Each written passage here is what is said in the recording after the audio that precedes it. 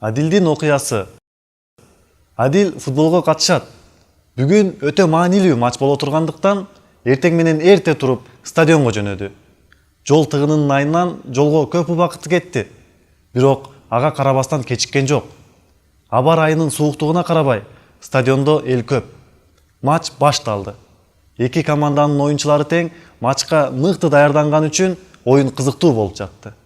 Аңгыча жамгыр жаай баштады. Жамгырга карабай эл оюнчуларды сүрөп жатышты. Адил команданын чабуучусу болгондуктан жоопкерчилиги көп эле. Ошондуктан ал улам гол киргизгенге аракет кылып жатты.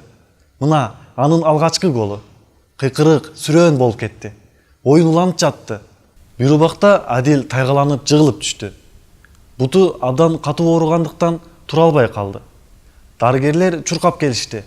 Адилдин бутун карап көрүшүп, тарамышы чоюлганын айтышты. Аны тез жардам менен ооруканага алып барышып, бутуна гипс коюшту. Адил бул кырсыктын айынан оюнду аягына чыгара албаганына капа болду.